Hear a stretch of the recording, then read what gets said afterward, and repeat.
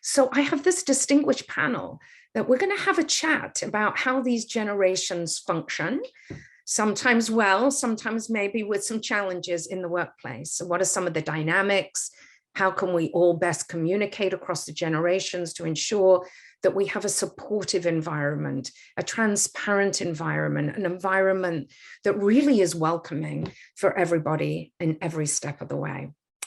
I'm going to let each of the panelists introduce themselves, and I'll kind of go around the room. I'll start with you, Joanna, and I'm going to ask you to introduce yourself briefly and take the opportunity to tell us all here one of the biggest challenges that you've encountered in your career when it's come to communicating with team members that may have not been of the same generation.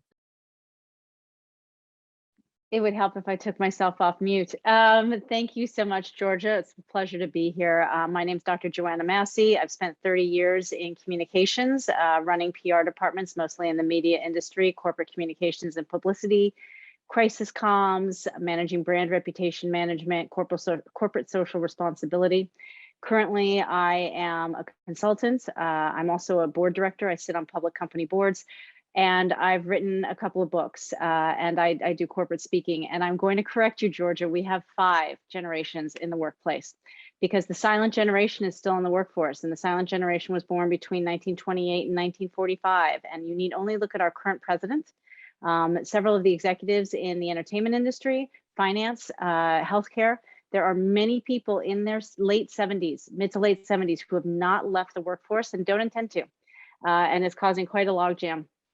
So I think that one of the funniest stories, and one of the that I have in terms of communicating and with multiple generations in the workplace, is actually the story that I lead to kick off my book, Culture Shock. And I had a millennial employee. It was early December. We decided that we were going to throw a investor day, which is a very big deal for a public company. We're going to throw an investor day for the first time in the history of the company, and we were going to do it on January 8th. And that gave us 5 weeks over a holiday to plan it with a team that had, except for me, had never planned an event before.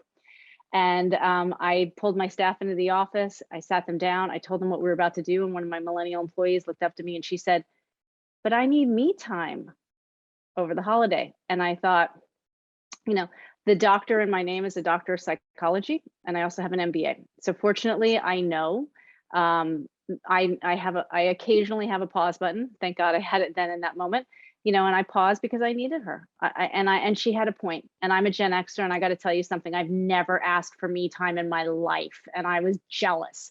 So, you know, I paused and I said, I get that. And we're going to get a lot of me time if this doesn't go well, because we're going to get fired. So I'll tell you what. And we worked out a compromise, and she was in Europe, and she worked, and she did great work for us. And she didn't spend her whole vacation working.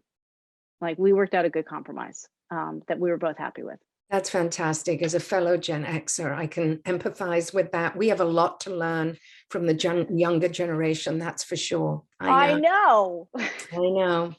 Jennifer, I'm going to ask you next, introduce yourself and give us also a tale of one of your biggest challenges. Hello, everybody. I'm Jennifer Davidson, and I'm EVP of Communications at the Academy of Motion Picture Arts and Sciences.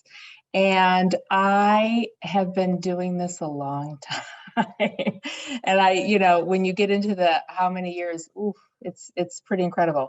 I have done everything. A lot of my history is in television and television production and the PR that goes around that, and crisis comms, corporate comms, entertainment, show specific. And then in the last couple of years, moved over to the Academy and focusing on film and the Oscars and things like that. And I would say I see it every day, all day. You know, the Academy is 93 years old, and there's the silent generation is there.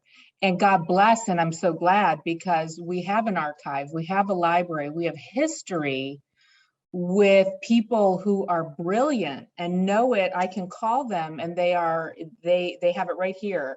And so I think it's about, it is every day. And so who's on the phone, who's in front of you, who are you emailing? And you just sort of take a pause, pausing is not my strong suit, but I've learned that over time. Take that pause and say, who am I talking to? Let's meet everybody where they're at, and let's find the language we have to use. Because the truth is, I'm not 25. But I respect the 25 and I respect the 35. And so I think we just have to put ourselves in people's shoes. Where are they and how do you show that respectfully? That's been a great learning opportunity for me. It's wonderful to hear that, as we all learn every day. Carolina, would you give us your introduction and Yeah, of course. Thank you so much, Georgia, again, for having me here and join this panel with this amazing women with me. I'm Carolina Rincon Sato. I'm a Senior Vice President at Edelman in the Multicultural Division. I actually have been in Edelman for 6 years, but I've been in the multicultural space my entire career. I did it on purpose. I'm originally from Colombia, and really wanted to connect and stay connected to my culture. And so when I decided to start my career, I really focused on the multicultural space. I started in a Hispanic advertising agency that gave me so much exposure to so many different clients, 500 Fortune 500 companies.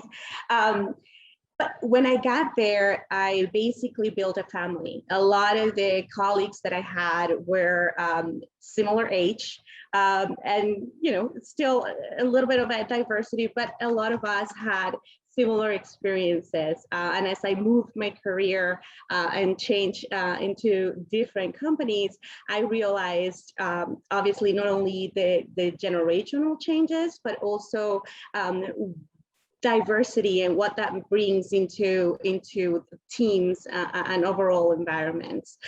So for me, I think you asked, one of those biggest challenges that I've encountered.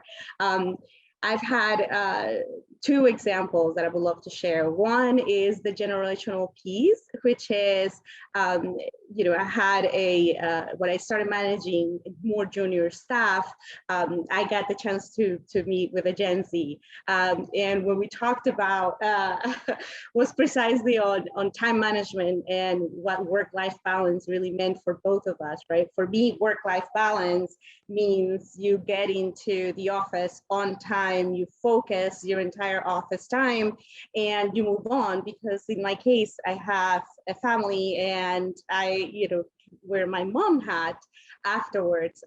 For my Gen Z colleague, she's very smart, had a lot to bring to the conversation, but her time management / work-life balance meant she had her ideas at 8 p.m. And so we had to, like to your point, Jennifer, had to adjust. And I think the biggest challenge was assuming. Sometimes we assume we're all communicators, right? But sometimes we forget to have that initial conversation where we tend to assume we all have the same expectations or the same experiences, and that's not the case.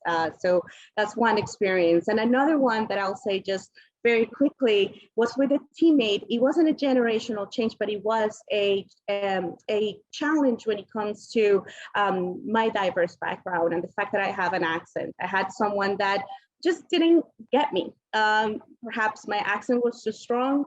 Everybody else understood me, but she didn't.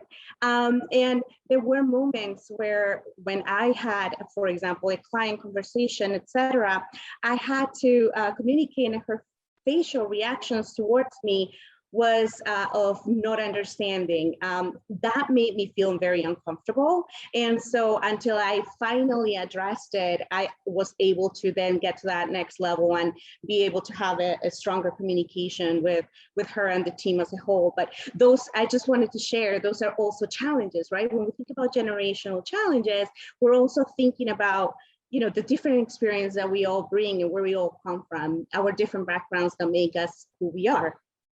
I love that you were able to confront her clearly and settle it and find a way to move on. That's I will powerful. say that I did it later. It took me 6 months, and I'll say that's advice for whoever is listening, to do it as early as possible, because then that it really impacts the way that you communicate with others.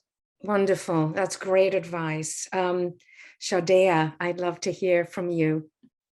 Hi, everyone. Thank you so much for having me. I'm enjoying listening to everyone's journey. My name is Shadaya Christoph Garcia, and I oversee audience and community marketing at Forbes. I do predominantly work on marketing as it relates to different communities, like our under 30, our Forbes women, our small business, our D&I focused communities, and really trying to drive audience to different Forbes experiences. I love what everyone had to say about the different generations. I think for me, stepping foot into media for the first time, the first challenge that I found that I faced was really centered around access. I didn't have a network. I didn't have people in my family that knew anyone in media. It seemed very much like a television type job that you just saw, these girls go into these magazine companies, and you didn't really know how to get an in. And at that time, a lot of recruiters were very bullish in their approach. And it was very much like if you don't know someone, you're not going to get in. I had recruiters tell me that. So I think for starters, when you don't have that network, and that's definitely advice for these people, for everyone listening and tuning in, is that a network of people that can kind of help you from the ground up is critical, because it makes it much more difficult if you don't come from those type of spaces where you are going to have someone open a door for you, especially as it relates to your family and your friend circle and your network in general. I think for me, one of the challenges I noticed right out the gate is I looked very young for my age, and I think right off the gate, if people look at you and they feel like you're young, I was young, Black, female. So there was a lot of things that people, I think, automatically did not feel that I brought to the table coming into this space. It was automatically presumed that I didn't know what I was talking about, that I didn't necessarily know or have the tools to succeed in. And I found that being perceived younger was almost like a older brother, younger brother dynamic, where people automatically felt like, this girl couldn't possibly know X, Y, and Z. So I felt that I had to actually work harder than some of my counterparts, some of my colleagues, just to make sure that I was over delivering and creating opportunities for myself so that I wouldn't get passed by. So I'm super looking forward to this conversation, but I definitely think it's still a challenge, and I'm looking forward to hearing more for sure. I think that's very powerful, Shadaya, that you have the presence of mind to be able to reflect on yourself and recognize that, right? That you may be perceived as being young and possibly inexperienced, and think about how you might work against that. Tamarra, close us out with your story. Yeah, so thanks so much for having me, George, on this panel with so many amazing women. Hi, everyone. My name is Tamara Thall. I currently work at IBM. I started working here last October, where I was doing external communications, and just this week actually transitioned to internal communications. And so because I'm still so early on in my career, I did want to touch a little bit on my journey to IBM. So I'm from South Florida. I moved about 4 hours north of my hometown to study public relations at UF. During my time there, I gained a lot of experience in different areas. I first interned at a small nonprofit in Gainesville, where I was doing communications for an environmental sustainability brand. I next interned in DC, where I was working with the Truth Initiative, a quite larger nonprofit. And then the next summer, that's when I got to work at IBM doing corporate communications. And then, of course, I loved all the work that I was doing, so I accepted the full-time offer. And before that offer, I had a summer free, so I decided to intern for BCW Global, New York City, where I was doing corporate communications as well. So I've had a long journey in PR in my early professional career, and I look forward to speaking to you more about my experience at IBM. And then to answer your question, Georgia, my biggest challenge. So for me, as the Gen Zer, this might come across funny, but my biggest challenge working with people much older than me is actually how I speak.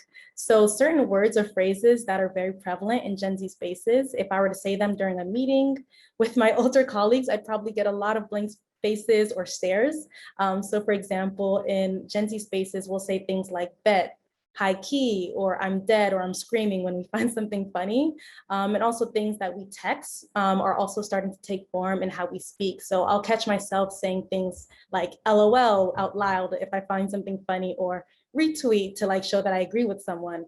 And that's, I'm not sure, but I'm pretty sure that's not a thing in other generations. So things like that, I have to catch myself a lot. Brandy gets it. I think she actually speaks like that a lot also. But for the most part though, I would say that I haven't had any issues with the actual work side of interacting with colleagues of different generations. I think the thing that makes it fine at IBM particularly is that many of my older colleagues are very open when it comes to learning how to navigate social media, for example. So it's always just been like, oh, I teach you, you teach me type of thing. And then on the flip side, I would even say that one of my challenges is looking at things too much with a Gen Z eye. So I often have to catch myself and take a step back and say, you know, who is our actual target audience for this campaign? Because it's, you know, when you work for a B2B tech company, it's usually not going to be a young Gen Zer like myself. So yeah, you know, although I definitely teach my older colleagues a thing or two, I'm also on the learning path of, you know, how does their generation think and how can I communicate with different audiences? Absolutely, that's fantastic. And anyone who is marketing and communicating, right? That's sort of lesson number one, right? To put yourself in your audience's shoes. I really appreciate everybody's perspective. What an amazing group of women.